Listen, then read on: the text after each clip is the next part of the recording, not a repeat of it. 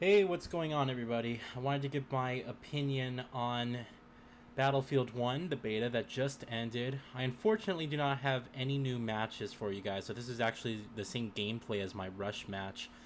But it's not going to be the whole match. I'm just going to be giving my detailed thoughts on what I think about the beta, and the stuff I liked, and the stuff I think that they should change, and so on and so forth. So for one, I have to say that my overall thoughts on the beta were quite positive. I enjoyed the game.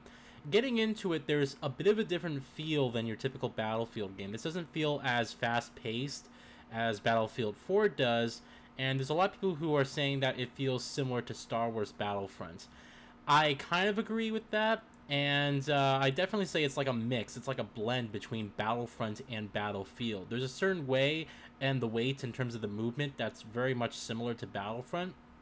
And then there's that same gunplay and stuff that you liked with Battlefield 4 that they did so well. But this is definitely a slower paced game, albeit very, very, very much more intense. It's just slower paced in terms of the actual gameplay. Now, I'll just start off with the stuff I've liked so far, and then I'll get into the stuff that I didn't like, alright? It's great to be playing another Battlefield game again. It's been 3 years since Battlefield 4, and I still find Battlefield 4 an amazing game to go back to and play. Not only does it look amazing still, but it still plays fantastic, and it's one of the most fun multiplayer games I have ever played in my entire life. Battlefield 4 is literally the shit. It's amazing, and it's fun to go back and play. And it's just great being able to play a brand new Battlefield game that's, in the series, and especially one with a very cool setting. This is a very new setting that I think a lot of people aren't really used to in games. It's being an alternate history World War I type of style. The way the maps are designed is very much different, and just the way the combat is very much different because of that time style and the things that you had available. And so it's really interesting because you don't have the great arsenal and the RPGs and stuff that you had in Battlefield 4 to take out a tank. You really have to work together to take out a vehicle, like a big tank or something like that. It's not something you can just pull out like a big rocket launcher and just immediately start, laying down RPG firing rockets on the vehicle. It's not like that at all. And so you really have to think strategically from then on forward. I also want to talk about the gunplay. I think the gunplay in the game is pretty good. It's, like I said, it's a bit different than Battlefield 4's gunplay. The guns have a lot more of a realistic recoil and ricochet effect to them. Everything kind of kicks back a lot more noticeably than you would have in Battlefield 4. In Battlefield 4, you can pretty much rapid fire like a gun, let's say a pistol for instance, and you could relatively hit your target easy with almost precision accuracy, especially if you're playing on a mouse and keyboard. In this game, when you fire your pistol, not only does it not feel as fast-paced as it did in Battlefield 4, but there's also a lot more recoil that goes into it. It feels more like a real gun. It behaves a lot more like a real gun. It's a lot more tactical. And so I really did appreciate the enhancements to the gunplay. I think it felt more visceral overall, and a lot of ways also more brutal in that sense. When you're being shot, you have limited health here, and I want to say that you pretty much have less health than you did in Battlefield 4. At least it seems that way for me.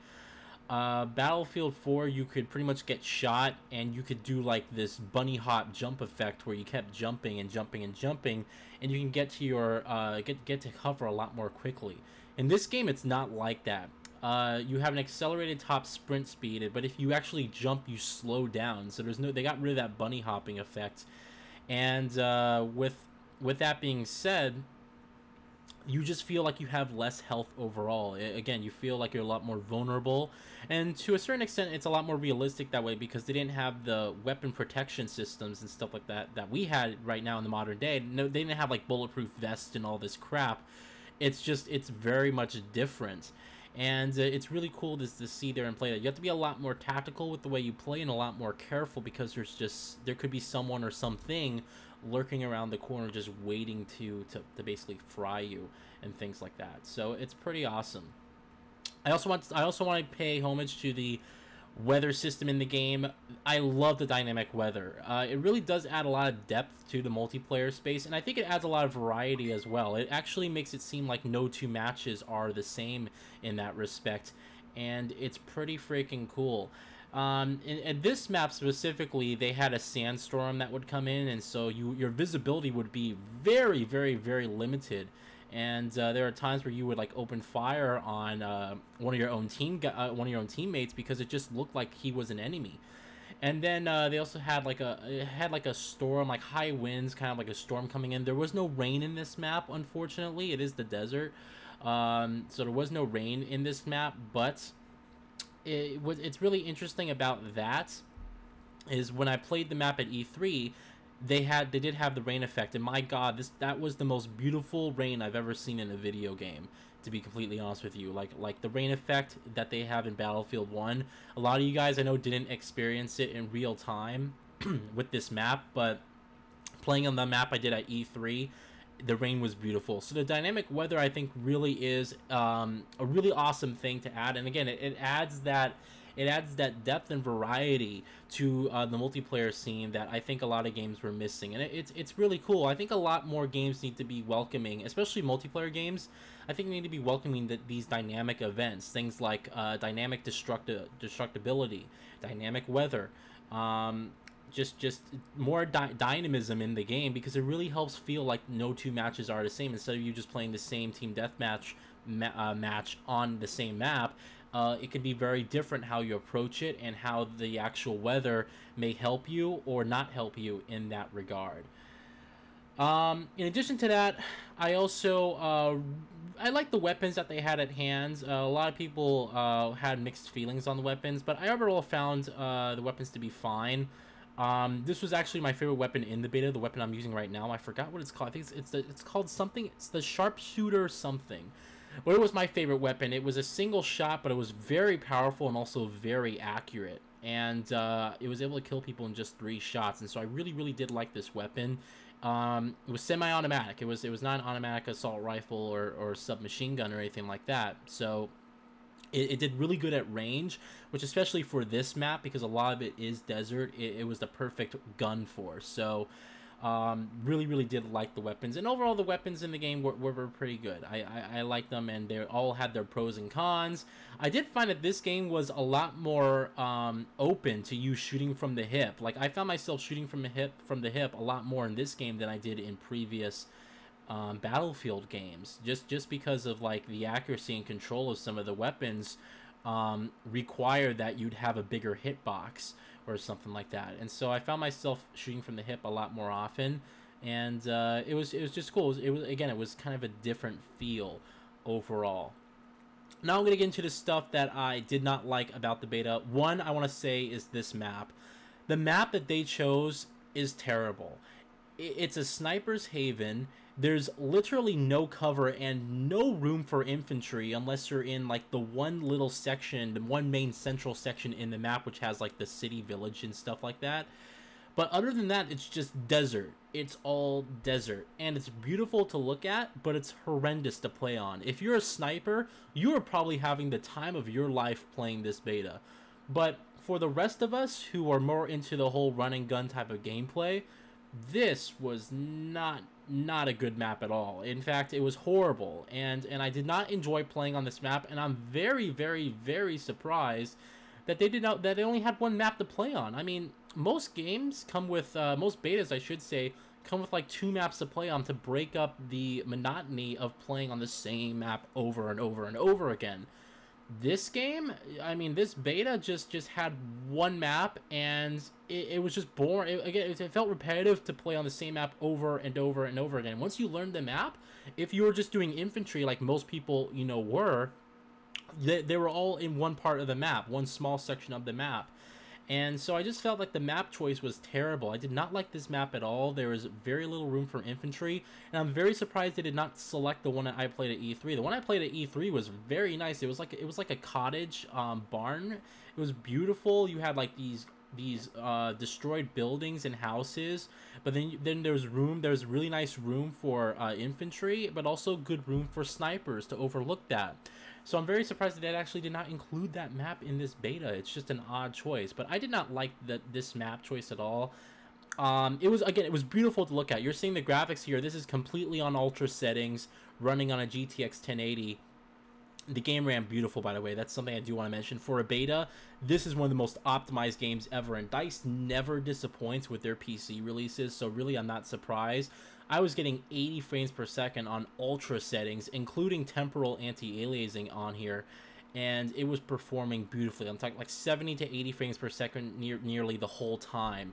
It was fantastic. And so I'm really looking forward to, in the full release, when we're going to start getting new drivers especially, we'll probably be able to hit close to that 100 frames per second threshold, at least for me, which is, you know, I'm running this on the Acer Predator X34. I'll be able to take advantage of that, you know, 100 hertz refresh rate with those high graphical settings. And I have a feeling they're going to do the same thing they did here with Mirror's Edge, which is include a hyper settings graphics mode when the game launches, so the game will look even better when it releases, which will be fantastic. So hopefully they may do that. So I did not like the map choice at all. I also, it was an odd choice to get rid of Battle Log completely. It's weird. Battle Log, for those of you guys who, you know, those of you guys who played on consoles, you probably aren't even, you know, aware of this, but on PC, you have to open up the game in a browser. And although that may seem weird and uncanny, what's interesting about it was actually a nice system, and I actually enjoyed the Battle Log system pretty well for the most part. There were a few problems here and there. This whole game's in a menu system, and the menu system is ripped straight out of Star Wars Battlefront, which is actually a good thing because the menus are very straightforward and very clean in that game. And so I actually like the menu system in here, but everything's done through the official Battlefield 1 menu system. Battle Log has almost been completely ripped out, or it's just that they created the menu system for this beta, and maybe they'll have it included. Maybe they'll just go back to Battle Log when the full game releases, but I highly doubt it. It's weird. Another thing I want to point out is in terms of the visuals, although the game did look beautiful, as you're seeing right now, there are some things that I thought looked rather low quality, and I was actually questioning whether or not this was running on the Ultra preset that the game said it was. For one, the shadows look. There was a lot of just inaccuracies with the shadows. The way they looked, it did not look high quality. It looked like there was a lot of shadow shimmering, as well as aliasing on the shadows. It did not look that good at all, to be quite honest. The one thing that impressed were the lighting. The lighting and the textures in this game were fantastic. The skin on your character's hands looked really realistic, and you could see like the imperfections and stuff like that in the muscle movements and whatnot. And the way the light bounces off the gun and really gives those, you know, high quality HDR effects is just beautiful here. The way the whole map looks, I mean, look at this. It's a nice sunny day. You have the very red haze from the sand coming off, and then the very, you know, bright vivid blue sky. It's a gorgeous map to look at, but there were some graphical imperfections, like the low quality shadows, at least, that I noticed, and stuff like that. And the beta was only 7 gigabytes, so we really can't expect like an ultra hyper graphics preset here, but it's just something I hope that they fix in the full release of the game, or maybe the hyper settings, if they include hyper settings, will fix that problem. Maybe that's just really how the game looks on ultra settings. So there is that.